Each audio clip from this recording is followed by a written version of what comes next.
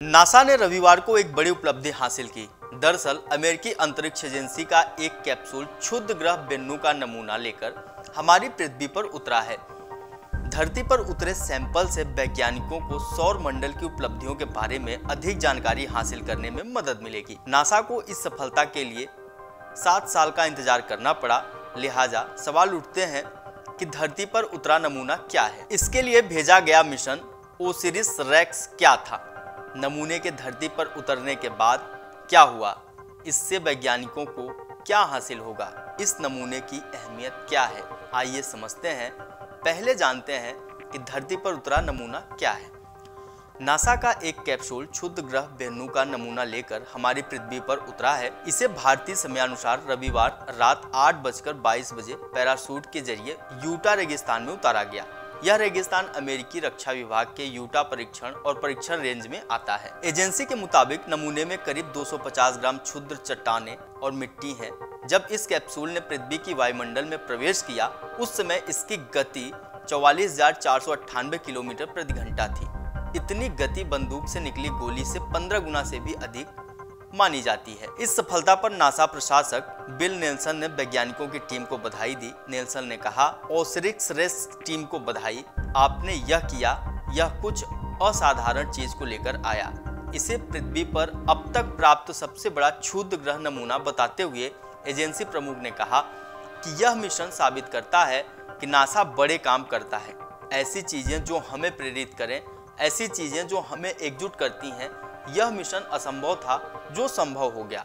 अब जानते हैं ओसिरिस रेक्स मिशन क्या था। जिस मिशन के जरिए नासा ने यह कारनामा किया है वह ओसिरिस रेक्स था।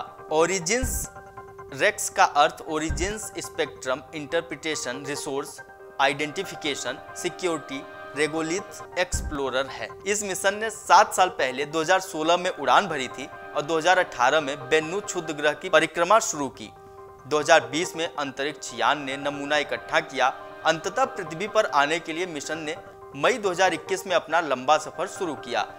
मिशन ने बेन्नू और वापसी तक कुल 622 अरब किलोमीटर की यात्रा की। नमूने के धरती पर उतरने के बाद क्या हुआ, इस विषय पर आइए जानते हैं। 4 हेलीकॉप्टरों ने रिकवरी और रिसर्च टीमों को लैंडिंग साइट पर पहुंचाया। यह सुनिश्चित करने के लिए टीम ने जांच की कि कैप्सूल किसी भी तरह से क्षतिग्रस्त नहीं हुआ था। टीम ने पुष्टि की कि लैंडिंग के दौरान कैप्सूल में कोई क्षति नहीं आई है। मिशन के कार्यक्रम प्रबंधक सैंड्रा फ्रायन ने कहा कि महीनों से इस काम के लिए रिकवरी टीमें ट्रेनिंग ले रही हैं। इन्होंने कैप्सूल के सुरक्षित होने पर उसे दोबारा कब्जे में ले लिया है।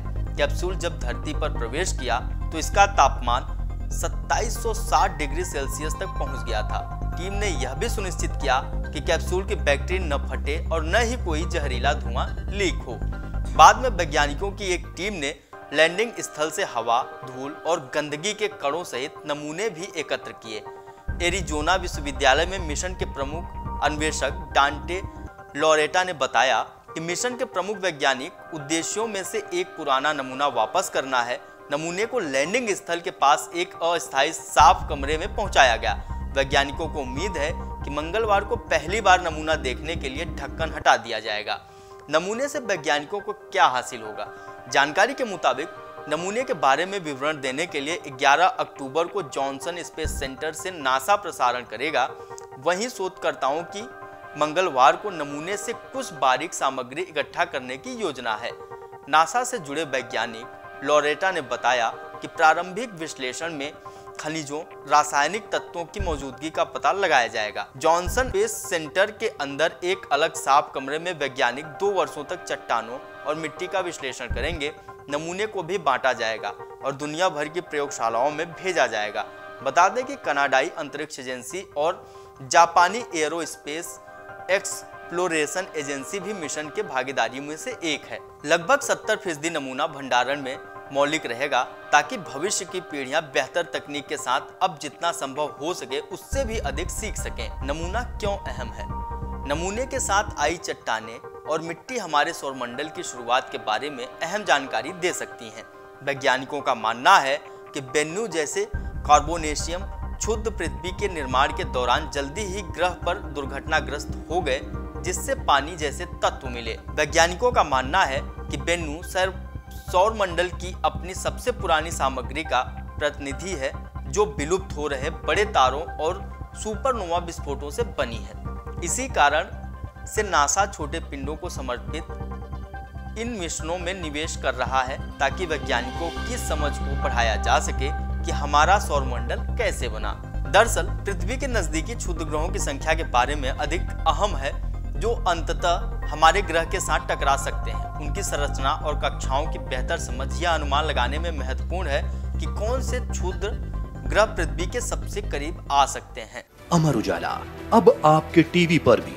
अपने स्मार्ट टीवी पर YouTube पर सर्च करें अमर उजाला, चैनल सब्सक्राइब करें और देखें ताजा खबरें, वो भी HD क्वालिटी में। और हाँ, बेल आइकन दबाना ना भूलें, ताकि हर खबर हो आपके घर। अमर उजाला, निष्पक्ष, निर्भीक, निरंतर।